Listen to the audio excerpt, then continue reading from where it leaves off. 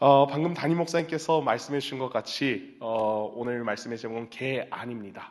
열 개자에 눈 안자를 써서 개안인데 우리가 흔히 어떤 것을 잘 알지 못했다가 알게 되었을 때 뭐에 눈 떴다라는 이런 말 참 많이 쓰지 않습니까? 어떠한 지식이 있어서 눈을 떴다라고 그렇게 말하는 것도 있고요. 또는 어떤 감각이 매우 좋아져서 그러한 부분에 있어서 눈을 떴다라고 그렇게 표현하는 경우도 있습니다. 모쪼록 우리가 살아가는 그러한 지식이라든지 혹은 감각이라든지 눈을 떴다라고 했을 때 가령 그러한 부분이 우리가 살아가는 삶의 방향을 더욱더 윤택하게 만들고 또 넓은 폭의 길을 선택하는 경우들이 많이 있기도 하죠. 그래서 우리는 나의 삶에 더 좋은 것을 누리고 또 알아가기 위해서 어떻습니까? 많은 선생들을 두죠. 많은 선생들을 두고 그리고 또 많은 정보를 찾고 그래서 눈을 뜨고 싶어 하는 그러한 사람들인 경우가 아마 여기 모인 우리 대부분의 성도님들이시라 생각이 들어집니다. 그러한 부분들의 눈을 뜨게 되면 그 지식과 감각을 의지해서 세상을 해석하고 거기에다가 나 자신을 집어넣게 되고 그렇게 살아가게 되는데 그렇다면 우리 성도님들께서는 내가 생각해 보니까 나 자신은 어떤 부분에 있어서 그래도 제법 눈을 떴고 잘 알고 있다. 그렇게 말씀하실 수 있으십니까? 그리고 또 그것을 어떻게 삶에 활용을 해 나가고 계십니까? 오늘 말씀의 경우 사실은 제가 어떻게 정하려고 했냐면은 예수의 눈 뜨다라고 하는 이러한 제목으로 사실은 정하고 싶었습니다. 그러다가 좀 너무 길어서 좀 저도 이상하게 한자를 쓰는 게 좀 좋을 때가 한 번씩 있어서 개 안으로 이렇게 했는데요. 그러니까 제가 이렇게 설교 제목을 정하고 주부에 이렇게 기재해 주십시오라고 이야기하니까 교육자실에 있는 부목사님들 중에 두 분께서 네, 저 빼고 두 분이라고 하면 네, 이름은 안 밝혀드렸지만 그쵸? 이름은 안 밝혀드렸는데 아무튼 그 두 분들께서 몇 분이신지는 아시니까요.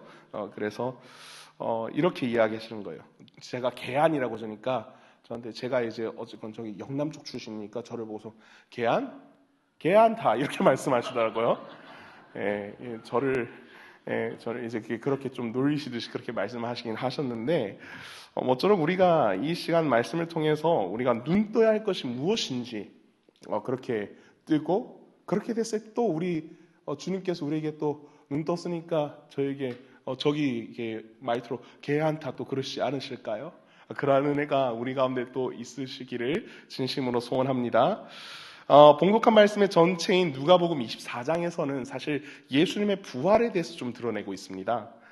여인들이 예수님의 무덤에 방문을 하였는데 시체가 없었죠. 그리고 이를 사도들에게 알리고 베드로도 이를 듣고 그것으로 달려가게 되었습니다. 그리고 나서 본문이 오늘 말씀이 다다르게 되는데 사실 이 엠마오로 가게 되는 이 두 제자의 본문이지 않습니까? 사실은 조금 더 깁니다. 13절부터 사실은 계속 쭉 봐야지 그래 조금 이어지게 되는 그런 부분들이 있는데요. 그렇지만 오늘은 28절부터 그렇게 읽어 나가면서 그렇게 우리가 은혜를 나누지만 사실 13절부터 계속해서 참고해서 보시면 좋을 것 같다라는 생각이 듭니다. 이 두 제자는 본문에서도 그러하거니와 사실 성경 어느 곳에서도 이 사람들, 이 제자들에 대한 정보는 사실 어디에도 존재하지 않습니다. 오직 그 중에 한 사람의 이름 글로바라고 하는 그런 사람의 이름만 있을 뿐이죠. 그럼에도 이 두 제자의 모습을 통해서 제자들을 어루만지시고 다시금 하나님께서 보시기에 합당한 그런 예수님의 제자로 만들어가는 그런 모습이 오늘 본문 가운데 드러나 있는 것을 우리가 조금만 읽어보게 되면 확인할 수 있게 되어집니다. 예수님께서는 실망한 자들에게는 사실 먼저는 어떻게 하시기를 원하셨냐면 위로하시기를 좀 원하셨다라는 겁니다. 오늘 우리가 읽지 않았지만 본문 13절 말씀, 우리 24장 13절 말씀에서는 이렇게 기록이 되어져 있습니다. 그날에 그들 중 둘이 예루살렘에서 25리 되는 엠마오라 하는 마을로 가면서 이 모든 된 일을 서로 이야기하더라라고 이렇게 이야기합니다. 예수님께서 십자가에서 죽으신 지 사흘째 되던 날에 많은 예수의 제자들 중에서 두 사람이 그 대열에서 이탈을 하게 되었습니다. 왜 이탈을 하게 되었을까요, 성도님들? 그들에게 예수님이 작금에 잃어버린 나라를 되찾고 다시금 하나님께서 통치하는 그런 강력한 신정 국가가 일어날 만한 것을 사실 이스라엘 백성들은 기대하고 있었다라는 겁니다. 그래서 어떻습니까? 예수라는 자가 그 시대에 나타나게 되었을 때에 그가 행하신 일을 모두 보니까 그들이 갈망하던 독립이, 그토록 갈망하던 독립이 일어날 것 같다는 생각이 그들 마음 가운데 참 많이 들었었다라는 거죠. 어떻습니까? 예수라는 자가 오게 되니까 어떤 일이 일어납니까? 죽은 자가 살아났습니다. 그리고 수많은 사람들을 먹였죠. 뭐처럼요? 우리가 했었던 기도의 제목처럼 뭐예요? 오병이요. 그렇죠? 수많은 사람들이 먹고, 그리고 병든 자가 고쳐지고, 그가 전파하는 모든 말들 하나하나가 다 어땠습니까? 권위가 있는 그런 말들이었었지 않습니까? 그래서 이를 통해서 그토록 원하던 회복, 이스라엘의 회복이 일어날 것이다, 독립이 일어날 것이다 라는 그런 소망이 사실 이스라엘 사람들에게는 다 있었습니다. 그럼에도 불구하고 사람의 생각과는 같지 않았었죠. 사람의 갈망에 메시아가 맞춰지진 않았었습니다. 이때까지 그 열망 하나로 사실 달려왔습니다. 말씀하실 그 메시아가 오셔서 이스라엘을 다윗의 때와 같이 강성한 때로 독립하게 되는 것. 사실 많은 이스라엘 사람들이 이것을 바래 왔었습니다. 그러나 예수 그리스도, 독립의 선봉장으로 설 것 같던 그 예수가 십자가에 달려 죽었습니다. 그들의 소망이 꺾이기에 매우 좋은 그런 타이밍이었죠. 그래서 보이는 게 이제는 없으니까 어떻습니까? 이제는 예루살렘을 떠나서 엠마오로 그렇게 향하고 있는 것입니다. 그 걸어가는 길에 낙심된 마음이 얼마나 컸겠습니까? 그리고 그 두 사람이 함께 걸어가면서 그 좌절의 마음을 얼마나 많이 나누었을까요? 그리고 그 이야기를 하면 할수록 그때 예수님 그러시지 않았으면 우리 민족 독립할 수 있었을 텐데, 이런 이야기 하지 않았었을까요? 근데 이 두 사람의 여행길에 갑자기 한 사람이 끼어들게 됩니다. 그래서 동행을 하게 되는데요. 어디로 가는 길이냐고, 무슨 말을 그렇게 하냐고 갑자기 그 두 사람의 사이에 끼어서 함께 동행하는 사람이 묻게 되어집니다. 그러니 그들의 얼굴이 어떻습니까? 슬픈 기색으로 변하게 되었습니다. 그러면서 그 안에 있는 감정들이 어떻습니까? 점점 더 올라오게 되어지죠. 그리고 같은 방향으로 걸어가는 자신들에게 말을 거는 사람도 분명히 당신도 예루살렘에서 와서 이 이야기에 대해서 충분히 알만한데 어떻게 이것을 모를 수가 있느냐라고 하면서 그 두 제자들이 이렇게 이야기를 하죠. 그래서 그 가운데 글로바라고 하는 사람이 온 동네에 떠들썩한 일을 왜 당신만 모르냐, 그렇게 이야기를 한 거죠. 예수님은 그 일들이 자신을 나타내는 일이고 이야기인 것을 알지만 그들에게 어떠한 일이 있었는지에 대해서 다시 한 번 더 물어보게 되십니다. 왜 되물으시는 걸까요? 그렇다면 그들의 마음 상태는 어떠한지, 지금 그들 가운데 필요한 것이 무엇인지 예수님께서는 그 제자들의 마음을 알기를 원하셨고, 그들의 마음 상태가 어떠한 상태인지를 자기가 직접 말하기를 원하셨다라는 거죠. 글로바가 계속해서 말합니다. 하나님과 백성들 앞에서 말과 일에 능한 선지자가 있었는데 대제사장과 그러한 이제 관리들이 사형 판결을 하여서 십자가에 못 박혔는데 이 사람들이 이스라엘을 속량하고 옳은 길로 그렇게 보낼 줄 알았지만 세상의 힘과 권세에 눌려서 이러한 일이 전혀 되지 않았다. 이렇게 나타낸 것이었습니다.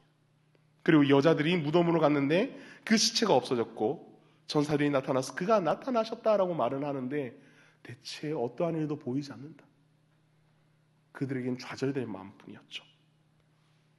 그러나 어떻습니까? 글로바의 말을 들었을 때 여인들을 통하여 예수가 살아나셨다는 이야기, 시체가 없어졌다는 이야기가 들려왔으니까 사실 어쩌면 좀 믿을 법도 한데 글로바의 그런 말투를 본문에서 봤을 때는 전혀 이 말을 신뢰하는 그런 말투가 아니었습니다. 그들에게 자신들이 갈망하던 예수는 이미 죽었고요. 세상에 또 한 번 졌고 더 이상 소망이 없어 보이니까 그저 자신들이 있던 곳으로 다시 돌아가 버리자. 우리의 삶을 그냥 과거로 다시 그냥 돌아가 버리자. 지금 그런 이야기를 하고 있는 것이죠. 사실 그들에게는 영웅이 필요했었던 것 같습니다. 그러나 그들이 원한 영상이 아닌 것으로 생각되었습니다. 그들에게 실망된 마음밖에 없었죠. 그런 실망한 사람들에게 예수님은 부활하셔서 지금 만나고 계신 중이었던 것입니다. 왜 그들을 만나셨을까요? 실망한 마음을 위로하시기 위해서. 실망을 무엇으로 바꾸시냐면은 실망을 소망으로 바꾸시기 위해서. 예수님 그러기 위해서 이 엠마오로 가는 그 두 제자와 동행하게 되셨다라는 겁니다. 그래서 하나님의 일을 그런 식으로 행해 나가시면서 25일이나 되는 그런 짧지 않은 길을 함께 걸어 나가시기 시작하셨던 겁니다. 예수님은 어떠한 예수님이시냐면은 상한 마음을 고치신 그런 예수님이셨던 겁니다. 하나님의 사람이 마음을 다쳤을 때 그 마음을 치유하기 위해서 다가오신 분이 누구냐면은 예수님이다라는 거죠. 우리도 아플 때 의사 선생님이 어디가 아픈지 자세히 그렇게 물어보지 않습니까? 예수님께서도 우리가 어디가 아프거나 마음이 상하고 힘들 때 대체 네가 뭐 때문에 힘드니? 뭐 때문에 지금 힘들어하고 있니? 물어보십니다. 그럴 때 우리는 어떻게 합니까? 예수님께 조금도 숨김없이 다 말해야 되죠. 사실 우리 다 말하지 않아도 예수님은 다 알고 계십니다. 그렇지만 예수님 계속 물어보시는 이유는 무엇이냐면은 네가 나에게 이것 좀 말했으면 좋겠어. 나한테 좀 말하지 않을래? 그렇게 이야기를 하고 계신 것이죠. 지금 동행하신 분이 예수님인지 알지 못하고 눈이 가려워진 이 두 제자였지만 예수님께서는 그들을 위로하면서 가려워진 눈만큼 예수님에 대해서 애매하게 알고 있고 무지한 부분에 대해서도 한편으로는 그 제자들을 깨우쳐 주시기 위한 그러한 계획도 같이 또한 있으셨던 겁니다. 이 시간 이 예배에 올라주신 우리 모든 성도님들 가운데 어떤 분들께서는 실망감을 가지고 계신 분들 계실 텐데 그렇다면 그 실망감이 어디서 왔고 무엇 때문에 실망을 하고 계신 중이십니까? 그 실망을 가지고 있는 그 와중에 그 실망감을 감추거나 혹은 없애버리기 위해서 어떠한 액션을 오늘 이 시간 취하고 계십니까? 예수님은 오늘도 우리가 걸어가는 그 길에 같이 걸어가시면서 네가 좀 이야기해봐. 계속 그렇게 이야기를 하시거든요. 그 이야기를 드리고자 오늘 이 자리에 사실 우리 성도님들이 올라오신 겁니다. 예수님 앞에 예수님 이 주일을 거룩하게 지키려고 올라온 것도 있지만 사실 저 이런 부분에 있어서 참 많이 힘들었습니다. 저의 말을 좀 들어주십시오. 저의 기도에 좀 응답해 주십시오. 그러려고 사실 우리가 주님 앞에 올라와서 예배드리고 찬송하고 기도하는 것 아니겠습니까? 그런 실망스러워하는 마음에 예수님께서는 우리의 마음을 만지실 텐데 우리가 그 마음을 애써 감추지 않았으면 좋겠습니다. 여러분들에게 아프고 힘든 마음이 있으면은 예수님 앞에 온전히 여러분들 내어 드릴 수 있는 그런 여러분들 되셨으면 좋겠습니다. 상처를 숨긴다고 해서 그 상처가 저절로 잘 낫는 것은 아닙니다. 때로는 약을 잘 발라줘야죠. 그 약을 제때 발라주지 않으면 어떻습니까? 우리 성도님들 가운데 어린아이 대부분 이제 길로 보셨을 것인데 그 아이가 바깥에서 뛰어놀다가 무릎이 까졌습니다. 그 무릎 까진 것을 그냥 그대로 가만히 냅두면 어떻습니까? 아이가 아프다고 나중에는 이제 거기 딱지가 생기면 가렵다고 뜯어내고 그러면 어떻습니까? 결국은 흉지고 상하게 되고 그렇지 않습니까? 어떻게 해야 됩니까? 연고를 잘 발라주고 소독도 해주고 어떻습니까? 거기다가 반창고를 붙이거나 그렇게 해서 잘 건들지 못하도록 그렇게 해야지 새 살이 돋아나고 온전하게 회복이 되지 않습니까? 우리가 예수님께 나아가는 것이 바로 이런 것입니다. 그저 우리가 숨기고 괜찮아요 예수님 저 괜찮아요 이것이 아니라 예수님 저희 보면 참 아픈데 예수님 안에서 제가 회복받고 제가 치료받겠습니다. 이런 마음으로 나가실 수 있어야 합니다. 근데 우리 성도님들 때로는 우리가 교회에서 기도할 때 예수님 앞에 말씀드릴 때 기도하지 않습니까? 어떨 때는 정말 각을 잡고 이렇게 주여 하면서 그렇게 기도할 때도 있지만 때로는 너무 힘들어서 그렇게 기도가 나오지 않을 때도 있습니다.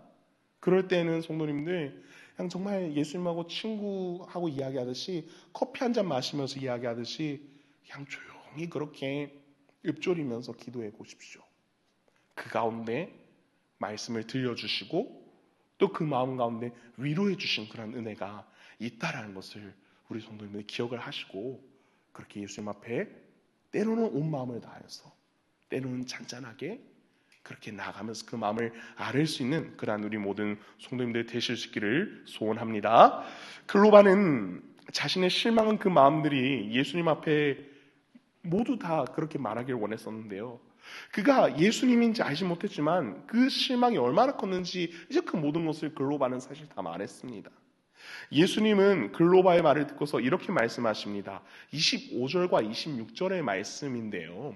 우리 자막 혹시 있으면 우리 같이 한번 읽어볼까요? 읽겠습니다. 시작. 이르시되 미련하고 선지자들이 말한 모든 것을 마음에 더디 믿는 자들이여 그리스도가 이런 고난을 받고 자기의 영광에 들어가야 할 것이 아니냐 하시고 아멘. 예수님께서는 이미 구약의 선지자를 통해서도 말씀하셨습니다. 특히 우리가 잘 알고 있는 이사야 말씀을 통해서 이미 예고를 하셨었죠. 이사야 53장 말씀에 보시게 되면은 그는 실로 우리의 질고를 지고 우리의 슬픔을 당하였거늘 우리는 생각하기를 그는 징벌을 받아 하나님께 맞으며 고난을 당한다 하였노라. 그가 찔림은 우리의 허물 때문이요 그가 상함은 우리의 죄악 때문이라. 그가 징계를 받음으로 우리는 평화를 누리고 그가 채찍에 맞음으로 우리는 나음을 받았도다. 우리는 다 양 같아서 그릇 행하여 각기 제 길로 갔거늘 여호와께서는 우리 모두의 죄악을 그에게 담당시키셨도다. 아멘. 그리고 예수님은 자신에서 여러 번 이야기하셨습니다. 누가복음 11장 말씀에서도요. 무리가 모였을 때 예수께서 말씀하시되 이 세대는 악한 세대나 표적을 구하되 요나의 표적밖에는 볼 표적이 없나니 요나가 니느웨 사람들에게 표적이 된 것 같이 인자도 이 세대에 그리하리라.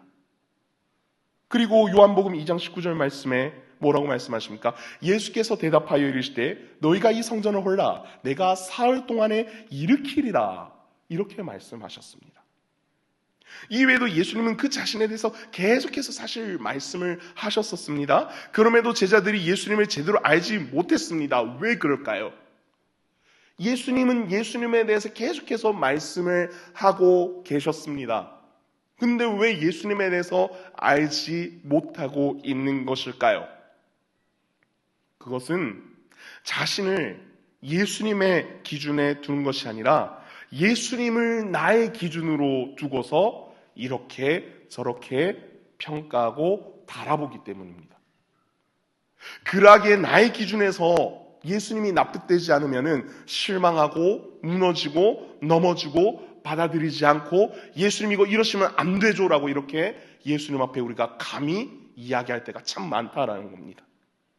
그러하기에 이 두 제자들도 여인들이 무덤에서 예수님의 시체를 보지 못하고 천사들이 예수님이 살아나셨다라고 말한 이야기를 전한 것에도 큰 반응이 없고 도리어 예루살렘에서 엠마오로 그렇게 향하고 있는 것 아닙니까?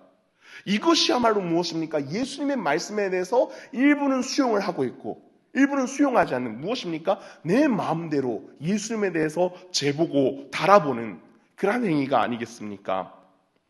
자신의 기준에 맞는 그런 예수님을 내가 예수님께 그렇게 맞춰지도록 그렇게 가도록 해야 되는데 오히려 나에게 잣대를 대고 예수님을 그렇게 바라보고 있었던 것입니다. 예수님은 이것을 보시고 고치시고 만지고 싶어 하셨습니다. 그래서 그 길 가는 동안에 무엇을 하십니까? 누가복음 24장 27절 말씀인데요. 이에 모세와 모든 선지자의 글로 시작하여 모든 성경 쓴 바 자기에 관한 것을 자세히 설명하시니라라고 말씀하십니다. 성경에서 말씀하신 그 모든 것이 예수님 그 자신에 대해서 이야기하는 것이다. 지금 이렇게 이야기를 하시는 거예요. 이 모든 것을 말씀하실 때 이 말씀을 통해서 주의 주되심을 드러내고자 하는 말씀을 하셨던 것입니다. 단순히 눈에 보이는 그런 나라가 세워지고 세워지지 않는 것이 아니라 영원한 하나님의 나라인 그런 하나님 나라, 그 하나님 나라에 대해서 이야기를 하고 있는 것이고, 그 나라의 백성의 회복, 그 회복을 시키시고 다시금 백성 삼아주시겠다. 지금 이것을 이야기를 하고 계신 거거든요. 우리의 죄악으로 인해서 하나님이 우리에게 채초해 주셨던 그 시민권을 우리가 스스로 잃어버렸고 우리가 스스로 박탈시켜 버렸지만, 다시금 그 시민권을 복권시켜 주신 그 은혜를 우리 가운데 허락해 주시려고 그렇게 찾아오신 거거든요. 그리고 늦지막한 시간이 되어서 그 두 제자가 예수님을 강권하여서 같이 있자고 이야기를 합니다. 식사 자리에서 먹을 때 예수님께서 축사하시고 그들에게 먹을 것을 나눠주셨습니다. 그때 어떤 일이 일어났을까요? 그 두 제자들의 눈이 떠지는 일이 일어났습니다.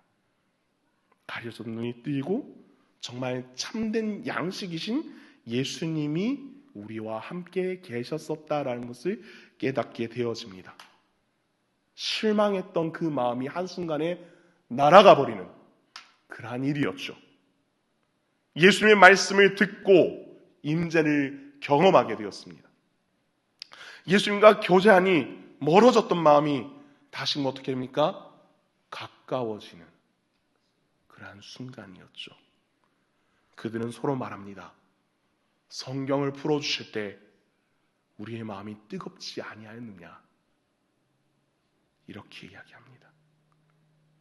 그리고 그 길로 엠마오로 가려고 했다가 다시금 방향을 돌려서 어떻게 합니까?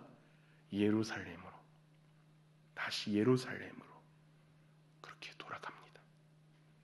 그리고 그곳에서 11제자들을 만나고, 그곳에서 제자들 중에 시몬도 예수님을 만났다는 것을 이야기하고, 엠마오로 향하던 그 두 제자들도 예수님을 만났다라고 이야기합니다. 그때에 예수님 어떻게 하십니까? 그 이야기하는 그 모두에게 나타나시고 너희에게 평강이 있을지어다, 그렇게 나타나셨습니다. 사랑하는 성도 여러분, 우리의 실망한 마음이 어떠한 때에는 우리가 예수님을 재단해내고 우리가 예수님을 잘 모르기 때문에 그렇게 될 때도 있습니다. 가령 예수님의 뜻은 A라고 하는 그 뜻인데 나는 그 A는 받지 않고 받더라도 거기에서 일부만 떼어서 그만큼이 예수님의 뜻이라고 우리는 스스로 받아들이고 그렇게 말할 때가 있습니다. 사실 그러면 어떻습니까?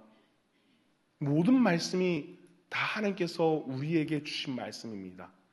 사실 저는 설교할 때마다 우리라는 말이 사실 좀 껄끄러울 때가 있습니다. 하나님의 말씀을 대할 때 있어서는 우리 모두도 은혜를 받아야 되겠지만은 특히 누가 은혜를 받아야 됩니까? 이 말씀에 내가 이 말씀에 은혜 받아야죠. 왠지 우리라고 이야기하면은 이 말씀 우리 했을 때 이거는 김 집사가 이거 봐야 되고 이거는 박 집사가 봐야 되고 이렇게 받아들이기가 참 많이 있습니다. 그것이 아니죠. 하나님의 말씀을 받을 때는 누가 받아야 되는 겁니까? 내가 받아야 되는 겁니다. 이 66권 중에 일부만 내가 받습니까? 아니죠.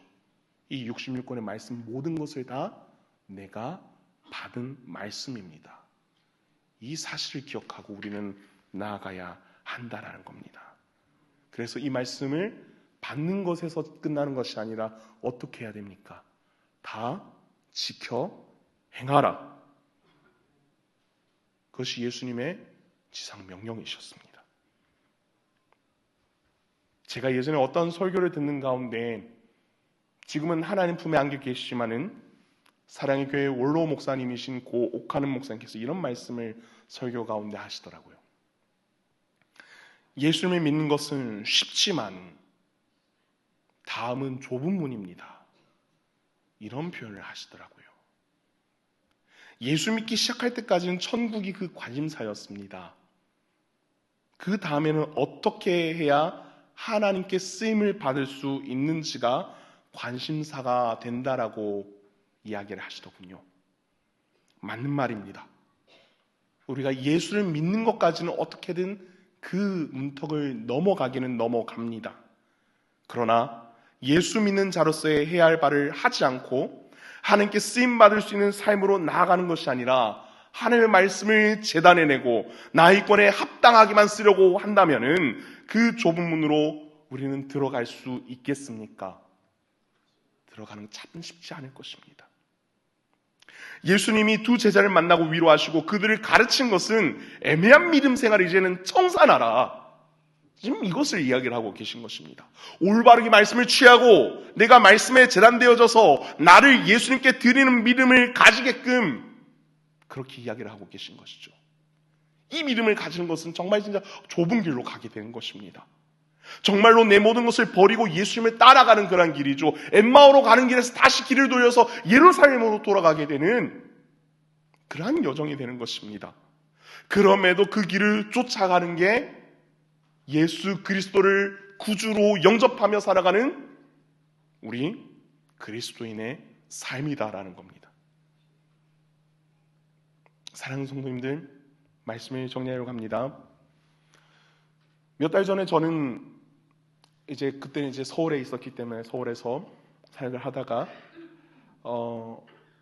일전에 대구에서 사역하던 교회 모 성모님께서 연락이 와서 주일에 예배를 마치고 급하게 대구로 내려간 적이 있었습니다. 정말로 신실하게 신앙생활 하시던 안수 집사님의 아버지 장로님이셨는데 소천하셨어서 그래서 그 길로 단걸음에 달려갔었습니다. 정말 그 자리에서 함께 조문하고 함께 위로를 하고 그렇게 시간을 함께 보내고 있는데 그 가운데 우연히 오래전에 제가 한 5년 동안 지도했었던 당시는 청소년들이었던 지금은 청년이 된 그런 친구들을 만나게 되었었습니다. 근황을 묻고 이런저런 이야기를 나누면서 제가 이런 이야기를 했었습니다. 그때 너희들이 떡볶이 하도 사달라고 해서 떡볶이도 정말 많이 사주고 정말 너희들 차 태워서 이리저리 참 많이 다녔었는데 이런 이야기를 했었거든요. 근데 그 중에 어떤 친구가 훅 하고 들어오더라고요. 그땐 제가 전도사였고 목사님 솔직히 저희랑 같이 지내서 좋으셨었죠. 이렇게 이야기하는 겁니다. 성도님들 좋았을까요? 좋지 않았을까요? 전도사 사례비가 되면 얼마나 되겠습니까? 근데 항상 떡볶이를 사줘야 됩니다. 좋았을까요? 싫었을까요? 그럼에도 좋았습니다. 비록 제 주머니는 계속해서 얇아지지만 이 아이들이 그럼에도 떡볶이 때문에 교회에 오고 그럼에도 그것을 통해서 예수님을 만나게 되고 그럼에도 불구하고 예수님 만나서 행복한 삶을 살 수 있다라고 한다면은 떡볶이 값 하나에 한 생명을 살린다는 것, 이것은 가치를 매길 수 없는 것이죠. 성도님들, 제가 한 번씩 여러 사람들에게 드리는 이야기인데 우리의 가치를 매기자라고 한다면 우리의 가치는 얼마짜리 인생이겠습니까? 여기 계신 성도님들 각각의 가치를 매겨보십시오. 우리 축구를 좋아하시는 분들 계시고 농구를 좋아하시는 분들 계시고 야구를 좋아하시는 분들은 계신데 FA가 되게 되면은 그 선수의 몸값이 매겨지지 않습니까? 뭐 몇 억에 어디로 이적을 하였더라 이런 이야기가 들리지 않습니까? 그렇다면 우리는 얼마짜리 인생이겠습니까? 숫자를 생각하니 갑자기 아찔하죠? 근데 성도님들, 우리는 예수님 피값 주고 산 인생이라는 거 성도님들 기억하시기 바랍니다. 그 값이 어떠한 돈으로도 매겨지지 않는 그러한 인생이라는 거 우리 성도님들 기억하시기 바랍니다. 근데 아무튼 그 친구가 나중에 또 이야기한 게 뭐냐면은 저희는 그때 정말 해맑게 전도사님이 사준 떡볶이 참 먹고 살았었는데 제가 그때 그 친구를 만났을 때가 23살, 24살이었었거든요. 그때도 전도사였습니다. 근데 걔네들이 그때 제가 처음 만났을 때 나이가 된 거예요. 그러고 나서 저를 딱 만나게 되니까 목사님, 그때 목사님의 심정이 조금은 이해됩니다. 교사를 하면서. 왜냐면 분방공부하면서 유년부, 초등부 애들이 쌤 떡볶이 사주세요, 떡볶이 사주세요. 그러니까 그 마음이 생각이 나더라는 겁니다. 근데 지금 그랬습니다. 그래도 나는 너희들 떡볶이 진짜 먹이고 정말 너희들하고 함께 했던 시절이 참 즐거웠다. 너희들하고 같이 예수님에 대해서 이야기할 수 있어서 참 좋았어. 그렇게 이야기했습니다. 저는 고맙다라고만 그렇게 이야기했습니다. 그리고 사실 그러한 열매가 목회자에게 있어서는 유일한 자랑이라고 한다면 자랑이죠. 목회자가 물질이 어디 있겠습니까? 세상에 자랑할 것이 어디 있겠습니까? 사실 자랑할 만한 것이라고는 그리스도의 복음밖에 없고 그 복음으로 말미암아 그렇게 잉태된 그런 생명밖에 없겠죠. 제 사역은 지금도 완전하지는 않습니다. 그렇지만 예수님의 올바른 제자를 세워나가고 양육하는 것이 지금 현재 저로서의 사명이라 생각하고 그렇게 지금도 여전히 달려나가기를 소원하고 있습니다. 오늘 말씀에 예수님께서 다시금 두 제자에게 오셔서 실망한 마음 위로해 주셨습니다. 그렇게 열매 맺어 갈 수 있는 삶을 세워주셨듯이 이제는 여기 모인 우리 모든 성도님들에게 그러한 삶을 요구하고 계십니다. 성도님들, 예수님의 위로를 받으십시오. 그리고 예수님의 내가 난도질하는 것이 아니라 내가 예수님께 제단에 제물로 드려지기를 원합니다. 그래서 예수님의 말씀을 나에게 맞추는 것이 아닌 내 삶에 예수님의 말씀을 조각조각 다 집어넣어서 그 66권의 말씀이 우리의 말씀이 되기를 소원합니다. 여전히 말씀 보는 것에 힘을 쓰고 예수님을 알아가는 것에 힘을 쓰십시오. 여전히 우리 신강교회 성도님들 습관이 되어져 계신 큐티를 계속해서 유지하십시오. 때로는 말씀 쓰는 것이 어려울 때도 있지만 말씀 노트 쓰시는 것도 계속해서 해주시면 좋을 것 같습니다. 그렇게 해서 계속해서 하나님의 말씀을 내 말씀으로 만드시고 그래서 예수님으로부터 내가 떠날 일이 없도록 그렇게 힘을 써 주십시오. 여전히 저는 제 마음에 예수님을 사랑하고 예수님을 자랑하는 그런 마음, 그 마음밖에 없습니다. 그렇지만 제가 신앙을 하고 예수님에 대해서 많이 안다라고 생각했지만 그럼에도 모르는 부분이 참 많이 있더라고요. 오늘도 저는 예수님을 알아가기를 원합니다. 그리고 저만 알아가기를 원하지는 않습니다. 여기 모인 우리 모든 성도님들과 함께 알아가고 싶습니다. 그래서 정말 예수님에 대해서 알아가고 예수님을 닮아가는 우리 모든 성도님들이 되어서 정말 주의 나라 위하여서 살아가며 온전히 영광 돌리실 수 있는 우리 모든 성도님들이 되실 수 있기를 주님의 이름으로 간절히 소원합니다. 기도하겠습니다.